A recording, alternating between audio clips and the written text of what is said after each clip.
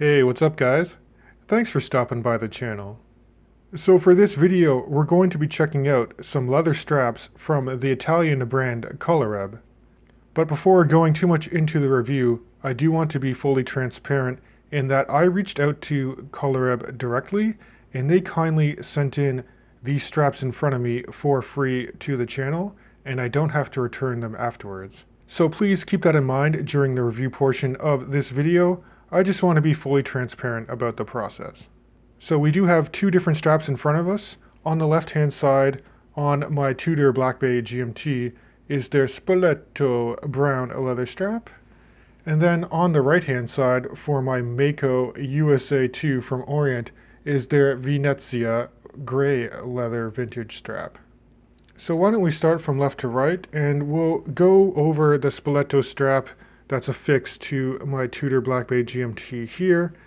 Now I should mention you can actually order these straps in different lug widths, different lengths, and different color options. So please check out the Colareb website for more details. But in general, I think you can see that the overall texture for these Spoleto straps is non-homogeneous and it's a bit rough in texture. So each strap is going to age and wear slightly differently, which I kind of find is a cool aspect to these straps. I'll also mention that the strap thickness is about 3.5 millimeters, and that's continuous from the head of the watch all the way to the tail portion of the strap. And I think that complements the height of this Tudor Black Bay GMT quite well. It feels quite secure on my wrist. And with all of these straps, you're also going to get a bit of contrast stitching. You can see there's a cream stitch near the head of the watch here, and then as you get to the tail portion as well. And then if I slide over to the buckle side, you can see that there are two strap keepers. One is a floating keeper, the other one is fixed in place. And then you have a nice polished Colareb signed pin buckle here. Pricing for this particular strap comes in at around 43 euros. That roughly translates into about 62 Canadian dollars, which given the price point I think is fair because this watch is quite high in quality. It definitely smells like really nice Italian leather. If you flip it over to the back side, there's calfskin, so you're not going to get that rough texture. This calfskin is actually quite supple. You can actually note that it does say Colareb on one side.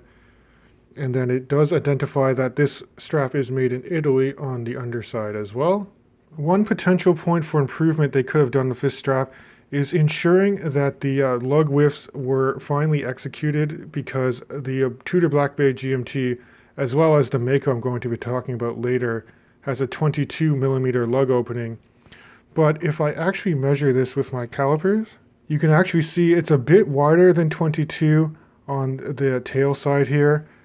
And it's also a little bit thicker near the pin buckle head of the watch as well.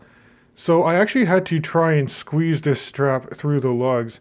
It didn't go through as easily as I anticipated. That being said, once you do fit the strap through the lug openings here, it is a good fit. It doesn't really move around much.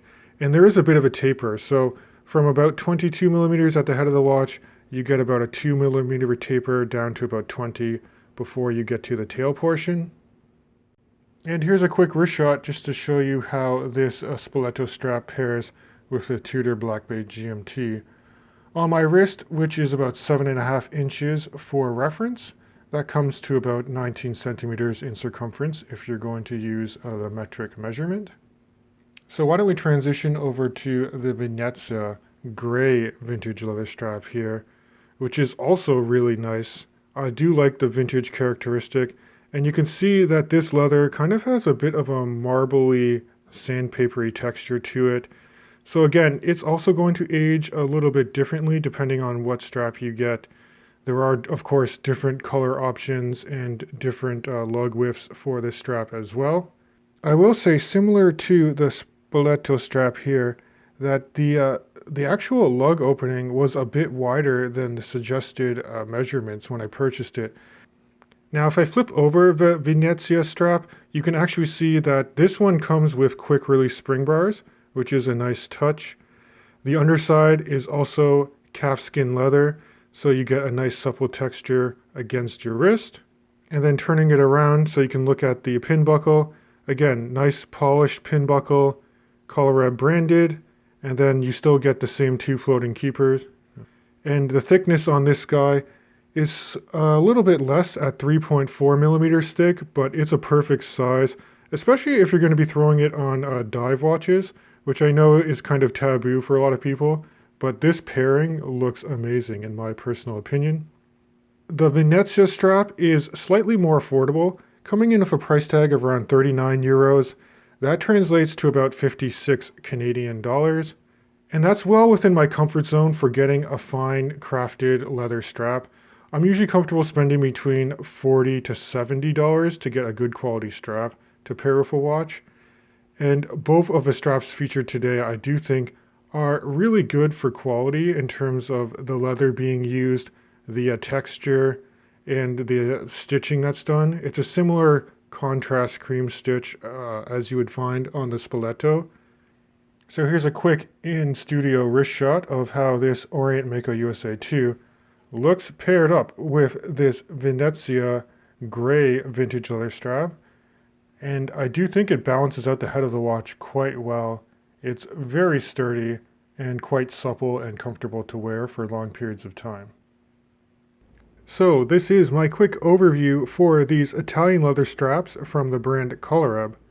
And I would like to thank them once again for donating these straps in for the channel.